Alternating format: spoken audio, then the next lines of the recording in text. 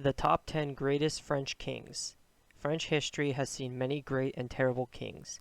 Today I will be going over the top 10 greatest kings of France, starting from Charles the Bald in 740 and ending with Louis Philippe I in 1848, and includes all rulers who had the title of king. Honorable mention, Napoleon. Though not a French king, Napoleon came to power in 1799 as first consul before crowning himself Emperor of the French, modeling himself after the likes of Julius Caesar, Caesar Augustus, and Charlemagne. While Napoleon was most famous for his brilliant military leadership and conquest of Europe, it was his social and political reforms that had the greatest impact on European history even after his empire had crumbled when his army was weakened from the Russian winter and he was deposed in 1714 and after his brief 100-day restoration. Number 10. Louis X. While in life he was not a popular or well-remembered king, Louis X made numerous great humanitarian efforts that would advance French society. Louis had abolished slavery and serfdom in France and reversed his father's policy on expelling the Jews, allowing them to return to France. He also made numerous reforms to centralize the government and streamline the treasury to avoid corruption. Unfortunately, his reign lasted just 19 months, having died from pneumonia which he contracted by drinking wine after a game of tennis. His infant son John would be born 6 months later, but would only live for 5 days. Number 9. Philip V. Also known as Philip the Tall, he was the younger brother of Louis X and acted as regent to his newborn nephew before becoming king himself after the child's death. Philip's 5-year and 2-month reign saw numerous rebellions in Flanders and the spontaneous popular crusade which targeted royal officials, priests, lepers, and Jews. Philip made peace with Flanders, putting an end to their rebellion, and also put down the popular crusade of the peasants. His biggest accomplishment was reforming the bureaucracy to better manage the kingdom, creating the court of finances, standardize weights and measures, and establish a single currency throughout France to better manage the kingdom's finances.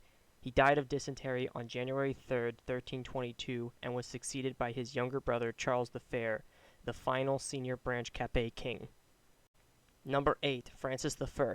A great Renaissance king, Francis of course patronized many great artists, most famous of which was Leonardo da Vinci, who he bought the famed Mona Lisa painting for 4,000 gold coins or around $600,000 in today's money.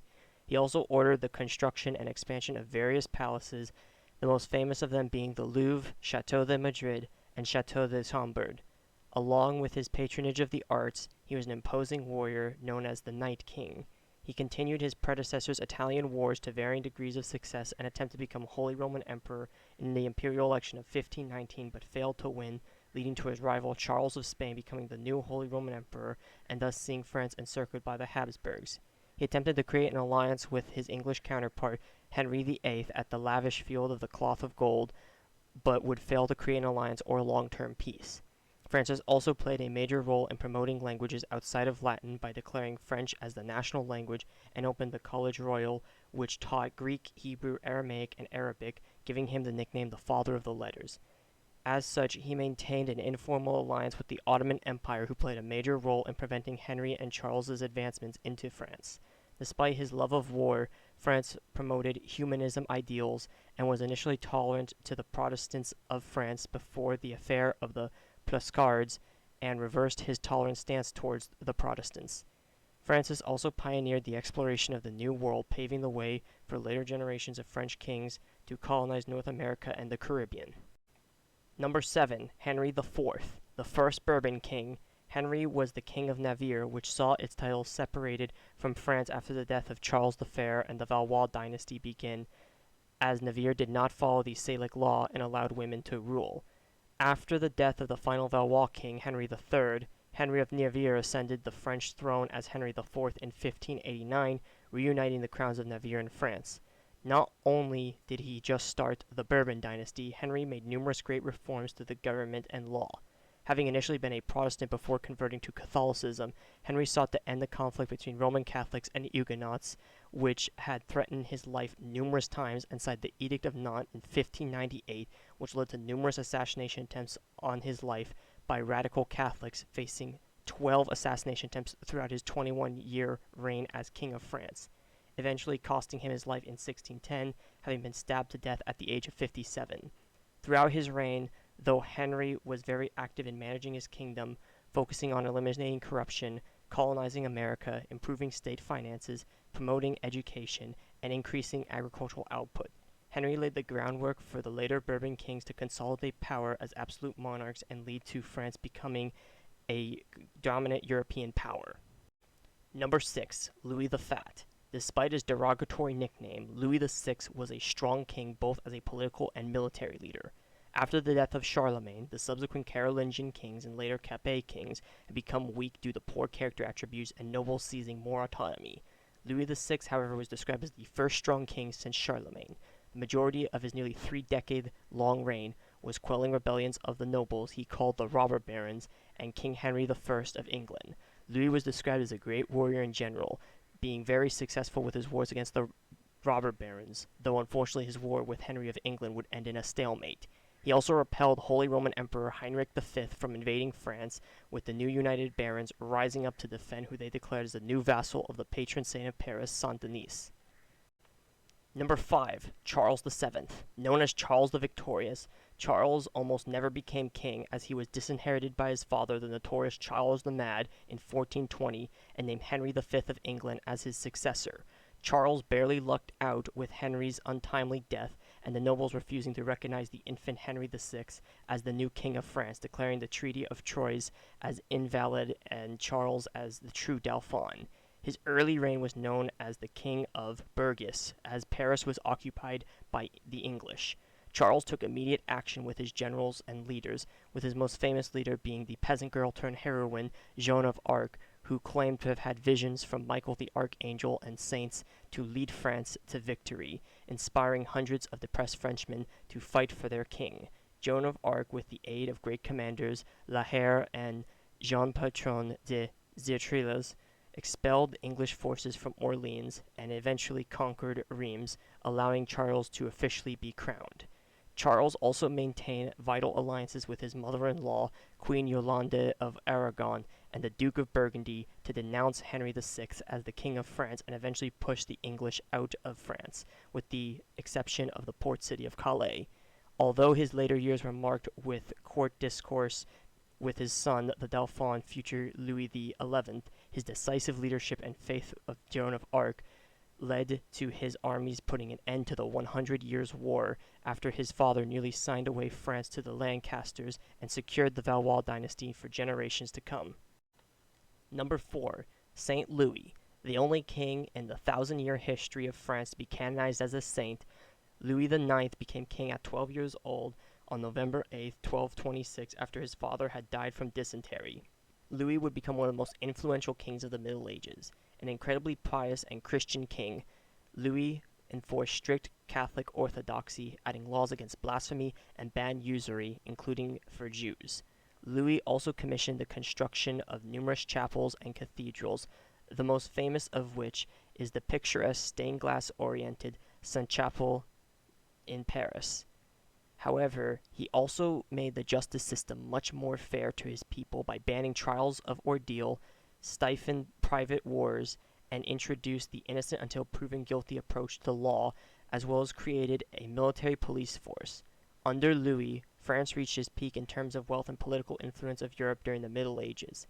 He was considered the ideal Christian king and a moral rule, making him a de facto arbiter of European affairs, gaining him much respect from his peers.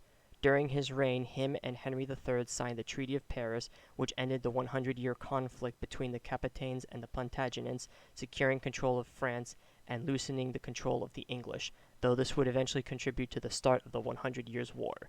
Unfortunately, despite Louis's great diplomacy, pious character, and famed reputation, he was a terrible general as he had started the Seventh Crusade, ending in disaster and leading to his capture by the Arbudes, and seeing France drain their treasury to return their king safely in 1254. He would give the Crusades another go in 1270, but would die just a month into it due to dysentery and see another defeat for France 2 months later with the Treaty of Tunis. Despite the inglorious end to his 44-year reign, Saint Louis is one of the most influential kings of the Middle Ages due to his diplomacy, humility, piety, and compassion for his subjects. He was canonized a saint 27 years later by Boniface VIII on August 11, 1297. Number 3. Louis the Lion. Even as Dauphin, the future Louis VIII made a name for himself with his conquest of England, even being recognized as King of England by the nobility, only to be stopped when the Pope excommunicated him and eventually expelled by the nobles after King John's death. Although his reign lasted just 3 years, he continued his father's legacy as a great warrior and expanded France's territory and the crown's power both domestic and abroad. He also cut down on usury and eliminated the last of the Cathars during the Albigen's crusade, which eventually led to France gaining the territories of Avignon and Languedoc. He would unfortunately die at 39 years old on November 8, 1226, contracting dysentery on his return to Paris. Despite his short reign, Louis the Lion laid the groundwork for his son and the kingdom to become a dominant power of the Middle Ages, leading to one of the four great ages of France. Number 2, Philip Augustus. After years of the Plantagenet expansion of the Angevin Empire through the dynastic marriage of his father's previous wife, Eleanor of Aquitaine, Philip II sought to regain the lands his father had lost.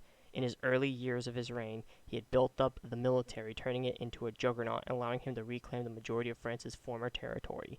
His military prowess and territorial expansion gained him the title Augustus by chronicler Rigord, who modeled Philip after the first emperor of Rome. Not just limited to being a warrior king, Philip was also a shrewd politician who kept a close watch on the royal treasury and reformed the government to make it more efficient and cut down on corruption.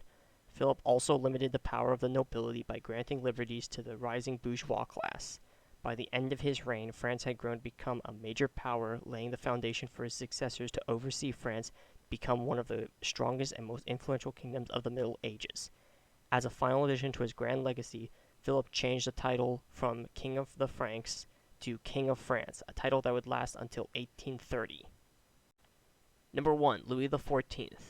Arguably one of the greatest European kings ever, Louis XIV was the embodiment of absolutism in its most extreme form.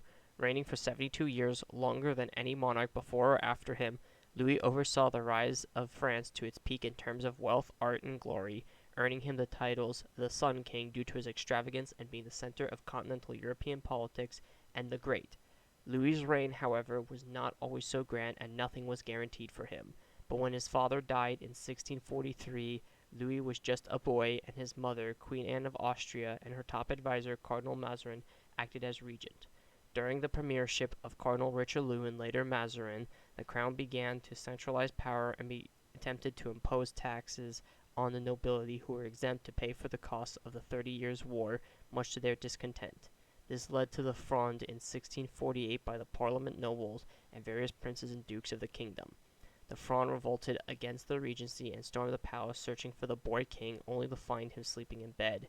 Louis had pretended to be asleep during the revolt as his mother and Mazarin fled.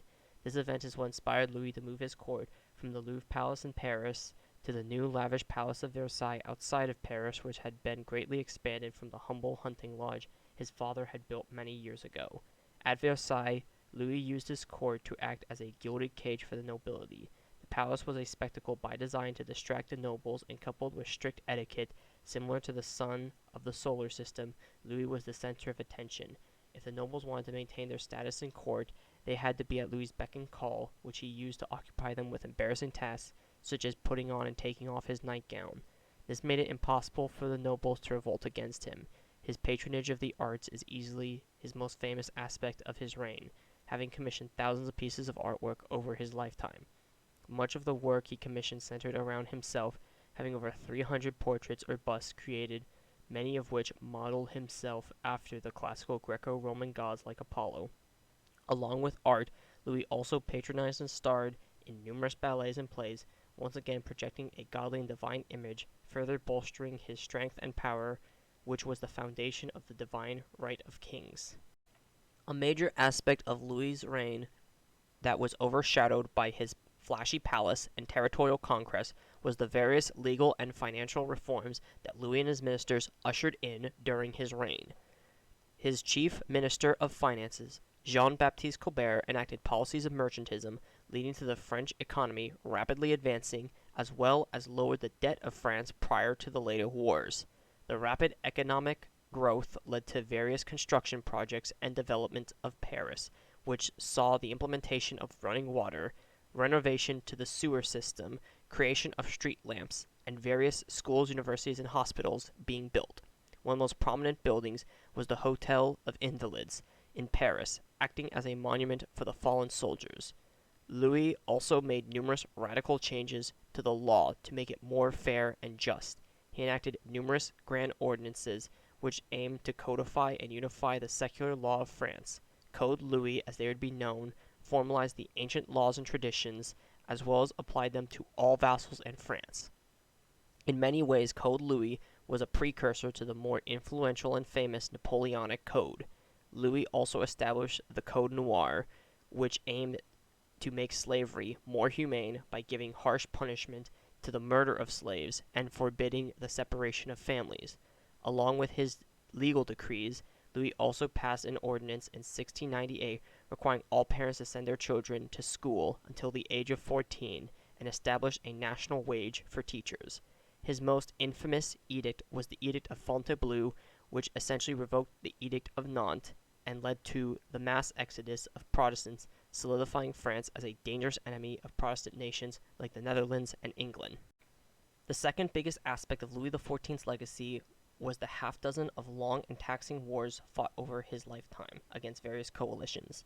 The more impactful wars being the Dutch Wars, an extension of the War of Devolution, which established his rivalry with William of Orange, solidified his alliance with the Stuart kings, and gained numerous lowland territories.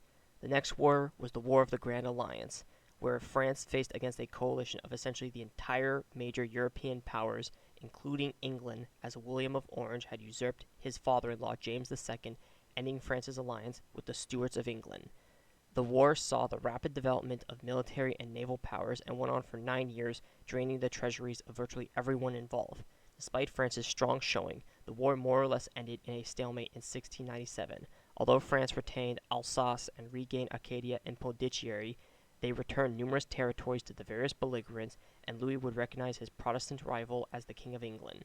One major final war that Louis would wage in the final decade of his life was the War of Spanish Succession, as despite Charles II naming Louis's third son Philippe of Anjou as the heir apparent of Spain, the Habsburgs believed they had a better claim to the throne, and Charles was mentally incapable of agreeing to the treaty without coercion, leading to the war. England, fearing a Franco-Spanish alliance, allied with Austria to maintain the Habsburgs dynasty in Spain.